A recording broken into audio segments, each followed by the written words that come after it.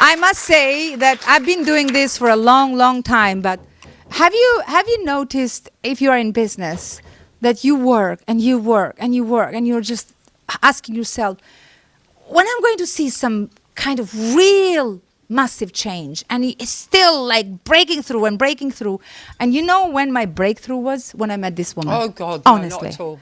It was the big massive difference in my business, in my confidence, and this is what I'm so grateful when I meet sisters, powerhouse women who have done things that you aspire to do, and they're not there just to say talk, but they are there with real, genuine support.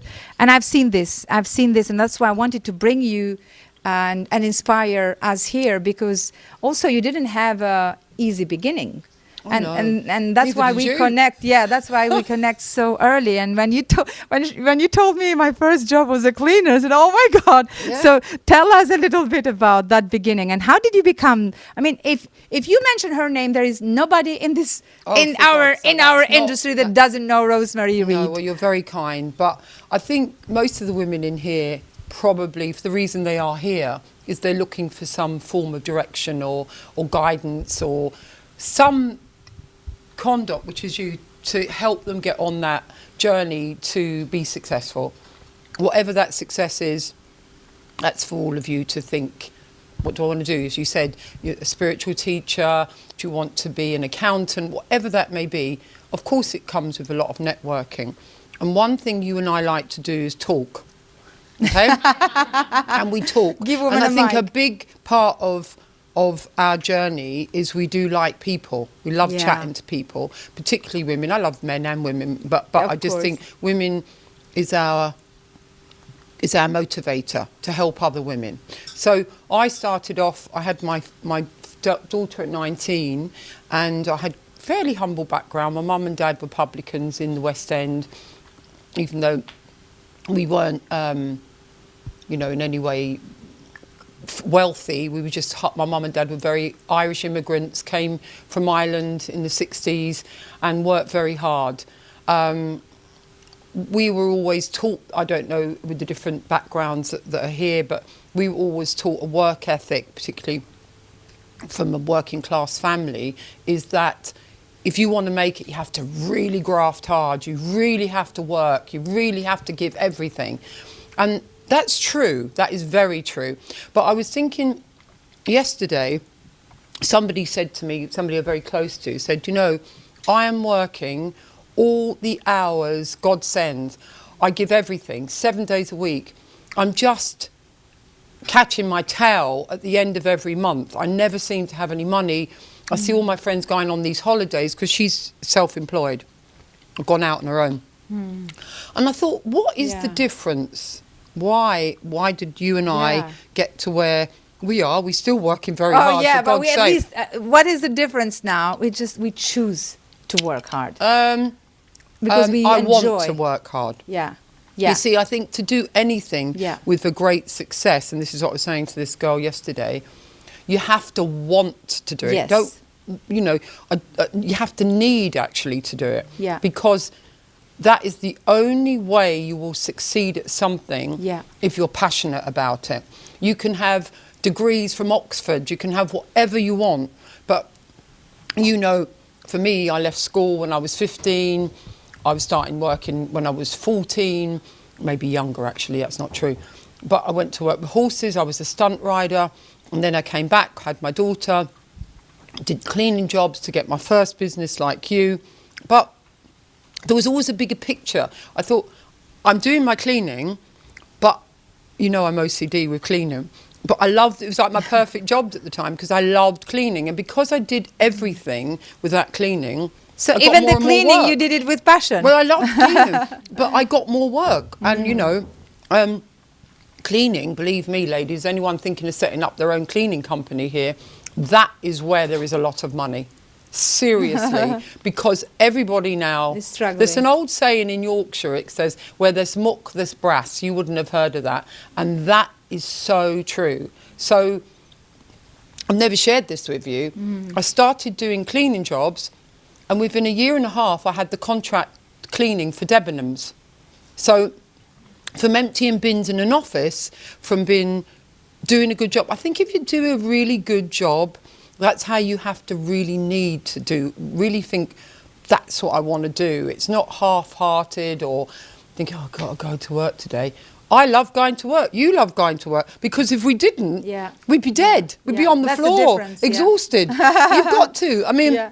You've been travelling as well. Oh, travelling, but not like you. You're another level. But I think what I wanted to do with restrictions on me was my mum and dad came from Irish humble, and their whole outlook was, I know this, God, my mum would probably kill me for saying this, know your place to a degree. You know, you came from this background, just know your place, and you have to work hard. That is not a bad, you know, to work hard. But I never knew my place. My place was to be successful. I was dyslexic. I was, God knows what else. And you know, it's just a way of really just thinking, I want that. And I know this is everywhere at the moment. Let's manifest this. Let's write it down, put it on the board and manifest. You manifest all the time. But seriously, unconsciously, because back then when I was born in the 60s, there was what was manifestation? For God's sake, nonsense, what are you talking about? But I truly, really, no doubt in my mind, if you really believe that you want to do something and achieve something, you can. You can achieve that as long as you are fully committed. If you're halfway in, you won't. Why some people fail to have that faith, that belief, and they want to see things? But we talk sometimes, faith is the evidence of things not seen. You don't necessarily need to see something to believe on it. Or maybe... Oh, I agree with you, yeah. So where does your big faith come from? Well, I am of faith. I'm a Christian, and I really, you know, my life is, as you know, I am everything I do in my life, whether it be with Dr. Jane Goodall, or I'm on the board of Refuge, I'm an ambassador for Refuge, which is a domestic abuse charity, which we're trying to get Mirela to come on board with us. But everything I do, I believe it's because of my faith. There's a lot of people here who aren't of faith or are of faith, but it is an unseen power that I feel, and that has really driven me a lot. You know, so I mean, that's just my belief. And when you have, of course, we all have moments, and we were talking before you came, we're talking how many times we find ourselves in that dark moment, into that crush. And usually I say, I know 3 categories of people. People who are going through a crisis, they have just finished a crisis, or they are about to start a crisis. It's always one, isn't it? So we, as people, we are all the time going through this crisis because it's evolution. Yeah. Now, how do you deal, how do you raise yourself above all crises, all problems, all challenges? And have you learned through the years to get better and better? I think one of the things that, if anyone says, oh, she's got a better life than me, or he has a better life than me, they do this, they've got a lovely car. Every single person in this room has had their own crisis. Every single person, and more some. If they tell you otherwise, well, you're the first person I've ever met that hasn't had that own personal crisis. But for me, knowing what I know now at my age, and this is wisdom that I've learnt from many battles. I was very in a male-dominated industry, being a producer-director. I've done 147 shows for TV, for ITV, Channel 4, and there's only 17% women in our industry. I didn't actually think, oh, those men are better than me, or I'm going to hold back because he's got this real powerful energy. I thought, no, I didn't even think about it. I just went into it. But the one thing I would say, worrying is the biggest waste of time, because everything passes, and if you really think this is what I want to do, even with the most traumatic or as many roadblocks as you've got in front of you, you can overcome them. And when I look back now at my life and all the things, oh my God, I'm so worried, couldn't sleep at night. What a waste of time Yes. and effort, because they all pass. Everything passes. And worry takes our energy away. And if does we, more than especially, that. It makes you let's ill. let's talk a little bit about women entrepreneurs. If you're running your own business and you put your energy in the worry, there is nothing left to do anything else on the day. Correct? Well, you're attracting negative. Yeah. And negative energy is not something I embrace. I don't even entertain. Now, that sounds arrogant, but you have to have that mindset. I will not entertain negative thoughts. If I get myself thinking anything negative, which happens on a daily basis, I check myself, or I pray, or I check myself and check myself. And I do listen to some incredible women like Mirela that really motivates me. There's lots of women like Mel Robbins, different women that really do have lots of great They are great mission mentors state, out there. and they're great mentors, and that's what we want. Yeah. But I do think the biggest waste of time is worrying about What other people if the are husband's going going to say. leave me, if people are talking about me, or I won't have enough. If you really think, okay, I've got these issues, but I'm actually going to overcome them, and I'm actually going to be very successful, you have to be, it's not arrogance, it's self-belief. Yeah. And if al- you have, and also, that is very, very powerful, and thank you for sharing that, because that's so important, and we women are very good at worrying and everything. Now, another thing that we mentioned earlier is the language, and I see you gravitate people around you all the time. Why? Is because when you sit and meet with people, you always have a project, you have a vision, you have a dream, you share the dream with others, you give other people a purpose to be part of it. So what is the formula for that? And how do we make sure that once we know our purpose, our vision, we articulate it in a way that our other people can understand and join to be part of it? I think people ask me that quite a lot, but I think one of the things is the most simplest thing, two things that I think really help you in business is to be nice and to have manners.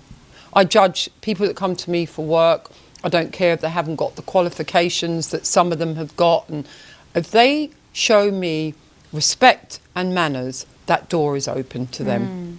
Come in, let's sit down, let's have a chat. That's the first thing, is manners. Now, that can lead to lots and lots of opportunities. And people that have become very successful, they can become full of their own self-importance and arrogant because they've got a load of money and whatever. But if they haven't got money, manners, I don't want to know them. And respect. And Matt, you've seen the way we work. Yeah, absolutely. And, Absolutely. And I think the other thing, like you said, is no matter how small a gesture is, it gets noticed.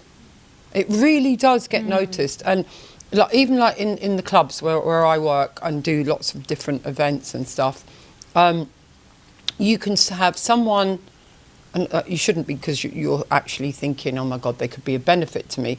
But we could have someone, as you know, serving on tables. Yeah. A year later, they're the GM. Yeah, that's So so true. you've been So nice to everyone.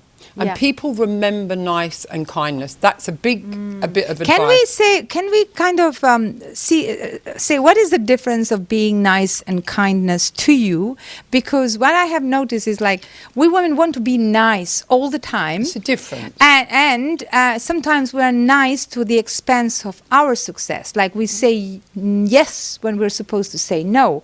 So where is the kind of a boundary where we, of course, we be kind and polite, but what is exactly the definition of nice according to you? It's to know that your own strength. Mm-hmm. You're really all incredible. Every single woman here has got a journey, and the reason you're here today is because you want to enhance that journey, or maybe pick something up that Mirela can share with you, or maybe me, but be nice, be respectful. You don't have to sell yourself out to anyone by being nice. Your strength of character actually shows more when you're respectful and polite and giving, but not in a way where you think subservial. Because you want to make that person feel good. You want to make that other person feel, she really enhances my day. It's not, oh, I so love you so much, Mirela. You say, how are you today? You're looking lovely. Energy, you know. Yeah. And, oh my God, you're so good on that. Sometimes when we call each other, you spot me immediately when I'm low energy. And she said, are you okay? I can see you're not yourself. So somehow you just build that intuition to read people, also not only when you meet them in person, but to understand the energy of people, yeah? I think, you know, honestly, you read all these different books by entrepreneurs and the podcasts, and we're just about to start a new podcast, but you are all individual people. You know, your journey is going to teach me something. Yeah. You know, it's teaching me about, oh my God, I didn't look at life like that before. Or, oh my God, look what she's been through, and I'm moaning about things. Every single woman in this room, and I don't say that as a cliche thing, is as important as a Mel Robbins, as an Oprah, or anyone, because you can all be that. Yeah. You know, you might choose not to be, but you can all be that if you only think. It's self-belief in yourself. No one, not one person on this planet is better than any of you. They might have a bit more academia, they might be able to spell more, they might be able to work an AI program, but no one is any better than Everybody you. has a unique gift. Look at all these beautiful women, and that's why you're here. Yeah, and we are here to be inspired by each other and to find our tribe and our community. Yeah. Because as they say, you tell me with who you stay and I will tell you who you are. Show me your friends and I'll show you who you are. But, you know, and always get your friends better than yourself, yeah? Yeah, but I think the main thing is you do get tired. We say a lot, oh God, Jesus, I haven't had a day off for a year. So, but at the end of the day, I really, truly think if you're going to really go for it and you really want to make a success, being self-employed is not part-time. You cannot be part-time. If you want to build a business as an incredible therapist or an incredible whatever, nail technician or anything, you have to give it all. Every 24/7. And people say, oh, I don't. I heard that interview you did with Alan Sugar. And, you know, Alan says, whether we like him or not, he says, being a boss, being an employer, being self-employed, it's not part-time. It's everything. Yeah, absolutely. It's all of it. And maybe you might want to live your life like that. But till you get established in what you're doing, remember there's always someone there wanting to be better than you, or take your place, or say more fancier things, or say the cool things. And you know, we need these people because they challenge us and they get out of the comfort zone, yeah? But one thing you taught me is no matter what your background, no matter how you sound, no matter if you think, oh, that doesn't sound cool enough, or I don't sound right in what I've said, it doesn't matter. Just say it anyway. You should say, give them the mic. Just say what you've got to say, because you're all different. And what you can go in to a room and sell what you're wanting to do, that might connect with me, where you might be selling something, and it doesn't connect with me, because you're all individuals. So horses for courses. And Rosemary, if somebody is in the room and wants to enter the media filming industry, no, don't bother. No. I didn't expect this answer. No. I've put so much concealer under my eyes. Is it because it's hard? Is it because it's a sacrifice, or why? No, it's media. The TV industry is like, for me, working for Foxtons. And I've never worked for Foxtons. I don't know if any of you are aware of Foxtons, the estate agents, because it's sell, and it's cutthroat. And I refuse to be part of that cutthroat, sell your soul, because our shows are telling stories about women, planetary matters. And also I'm very blessed to be able to fund a lot of our shows. But if you want to go into TV and you feel you've got an idea that is, you know, could be made into a good show or a good Netflix series, well, you bloody go and do it. Yeah. You go and do it, and you get your things, but you have to have your presentation. As I say, there's always someone there that is going to have something a little bit polished, but your idea is better than theirs, but they're polished. Yeah. And it's always, don't send anything in sloppy. I mean, most commissioners that I have become friends with who commission these shows, they get thousands and thousands of different scripts, of different proposals every day, every single day. So you've got to have that little bit of something that draws their attention. Now tell us a little bit about your latest show, because you have I'm just... so excited about Yeah, this. can you tell a little bit about... this is so cool. It's about us. It's about ageing. Yeah. And it's called Prime Time, and it's a reality show, and it's the 50 plus. Every week we take a 50 plus woman who feels that maybe they've lost out on a dream, lost out on a career, lost out on so many different things. The kids, the divorce, the husband's gone off, they're going back on the dating scene, oh my God, and Tinder and Bumble and God knows where. Men are on there for one reason and one reason only. If you think something else, you're crazy. But if you want the same, then that's fabulous. So, but, you know, you go into this show, like we've just taken the first episode, which is a lady called Tracy, who had a hell of a time. She was in a refuge, she was conned, horrendous things. Watch the show. But we have 4 women, 4 really great hosts every week who you all know from TV, and they become her mentor. Now, Tracy always wanted to be a model. She's 57 actually. And she looks amazing. Great. Now she does. So now she does. She does. She looks fantastic. But naturally good. It wasn't like, oh, the veneers and the this. She looks great because we've given her that self-confidence. Oh, what a transformed And she person, does look great. inside and outside. So we've taken her, and she's now become a model. So that was her dream. And the show, for me, ageism is a big subject for me.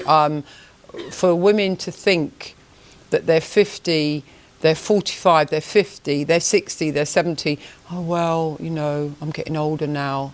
Oh, God, just don't even go there with me, because you'll really get it from me if you think that you're older. Because I didn't start producing, directing till I was 49.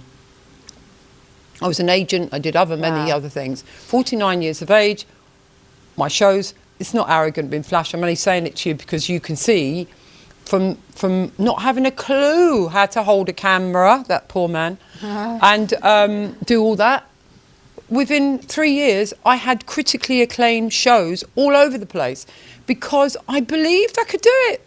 Amazing. It's that's it, because I wanted to do it. Let's give a big hand to this, honestly. I just want them to know. This is powerful. You know, that's up to you if you want to go in and think, I don't know, they won't find me attractive, or that's a younger woman there and she's got more opportunity. Bullshit. Nope. Bullshit. Yeah. It's actually bullshit. Yeah. You can be anything, start again. I'm very blessed to be working with Jane Fonda at the moment. And 87, she works with all stars, but honestly, you name 87 them. years of age. You try telling her that. I also work with Dr. Jane Goodall, who's 91. Yes, yeah. She is over the world. I'm her sort of here represented in this country, but if you tell Jane she's too old, well, be prepared. Be prepared. No way. Right? Yeah. I'm 60 coming up. Be prepared if you tell me I'm too old, because I'm not having that. I'm only starting. Yes. You're all only starting. Absolutely. Every single one of you is starting. Every one of you can do anything you want. You do need to have, if you don't have a foundation of connections, because connections, one of the things I'm good at, not even really that good at directing, producing, is I'm very good at bringing things together. Okay? Big thing. You can have the most incredible product, incredible script, but if it's over there and it's not been shown or sold, it's nowhere. So that's why I think Global Women, and I really mean this, has you need connections. You need to all talk. Don't just sit there and just hope that it's all going to happen. You know, you're going to talk to this lady, and she might have something you need. That's what these meetings are all about. Men do it naturally. They go down the pub or they go to the football and they have the board meeting where there's only maybe one or two women in there, and they're only there apart from a few that I know as fillers or ticking a box. Don't think that way. All connect and empower each other. Yeah. Honest to goodness, it's so easy if you just lose that fear. What's the word saying? Feel the fear and do it anyway. Yes, do it anyway. Yeah, yes, let's do it absolutely. anyway. So should we ask the audience if they have any If you want, questions? probably haven't, but I'm here Yeah. if you want to. Hello. Yeah, we have. Good morning to you. Okay. You look beautiful, by the way. I love this. In my head, I'm thinking, how did she go from being a cleaner to being part of Soho House? I know Soho House, so my brain is having so many questions. It's ticking, and I just want to hear that one word. What happened?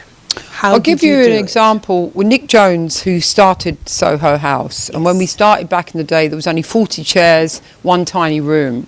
Now, Nick can't spell. He couldn't even write his own cheques for the first beginning of the time. Look at him now, he's a billionaire, and he's got clubs all over the world, that's that.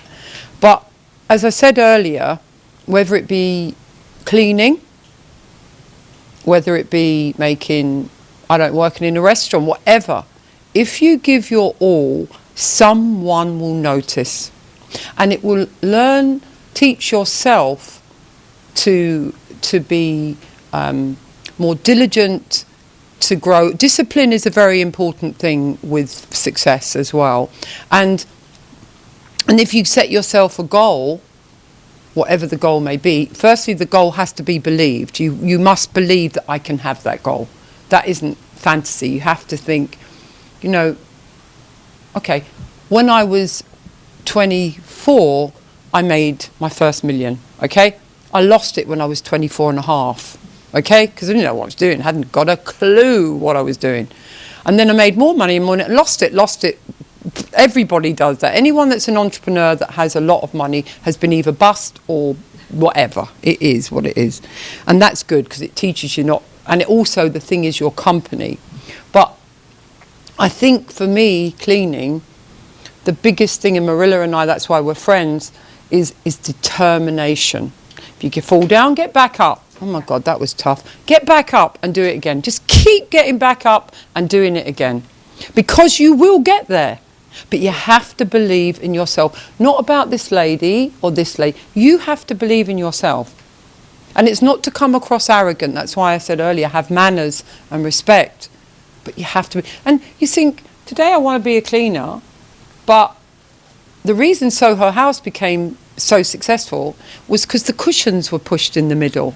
And everything had, a story to it. And everybody thought, I'm going to give it my best because, and one thing Nick Jones did, which was good, the guy in the cloakroom when we started, he's one of the managing directors now of the Soho House Group. Everybody there, and you have to give other people an opportunity. Yes. And I always look, I don't know about you, Mirela, I always look at people that, the typical big corporate companies, they go by your CV or your qualification. I go by my gut, and that seems to be going a lot. But you gut about feeling that's, that person's got that something, and that person is normally the one that will take over from you. Do you get what I mean by that? Yes, We all get that. yes, we do, You're so yes, right. yes. Wow, amazing. May I ask what you do? Yes, I'm environmental health officer. Right. So what I'm trying to do is to open a business to do with caring for the elderly. Mm-hmm. My mother is in her 70s. She had a stroke. Me too, yeah. And I thought, why not care for my mother alongside also having a business to care for the elderly? I must admit, I started as a cleaner as well. That's something I haven't said. And be proud. I was very proud. And from cleaning, I went into studying. But while I was studying at university, I cared for the elderly. To be honest, that's the thing I enjoyed most, though I was trying to do law. Yeah. I actually enjoyed meeting the old people and chatting to them and knowing their story. But back then, I wasn't confident enough to know that I can do the care business or be in the caring profession and also look after myself and have a profession. So what I did, I went on the treadmill or being a professional woman, and I ended up into doing environmental health officer. But now I'm in my 50s, and I feel I missed out. But you got all that experience. Yeah, but you know what though? But you know what? With you've come in. You look at your market now. Labour are about to announce different immigration laws this week. I think they may be. Indeed, but yes. Stopping unskilled workers who do a lot of caring. Because my mum's 90, so we have 4 carers that come, and they're all from overseas. Indeed, and they yes. came in on those visas. Yes. Now that's all been stopped. Yes. So God knows how they're going to cope, because no disrespect to people that are brought up in the UK, they have this air about them that they think they don't want to do that kind of manual Indeed, graft or whatever. that is correct, yes. Been from Irish stock, that's all we knew. But I think that for you, one thing I would give you advice about, and I learnt by my mistakes when I said I went bust, made it, lost it. Being an entrepreneur, if that's what you want to call me, okay, when I was 26, I had salons, okay? I was not a hairdresser, but we made a lot of money. We grew and grew and grew. But what I would say is, if you're good at one thing in your business, you can't be good at all those things. No. So you're not an accountant. No. You're not an administration. You're not somebody who does marketing. Look at that as well, and don't try and do it all yourself, because it will fail. Before you start, it'll be gone. You need to say, you don't have to employ them. There's lots of organisations like Fiverr, all of these things that you can just go on, and you can get somebody to design your deck for you for £100 rather than employ someone. All these different things. But look at when you're expanding, look at the actual the climate, and the climate for you now couldn't be better. You have got so much experience under your belt. You started off at the bottom, you've worked your way up, you're in a position, environmental, now let's do it. Open your business. Thank you so much. Open your business. Thank you. Don't you dare not.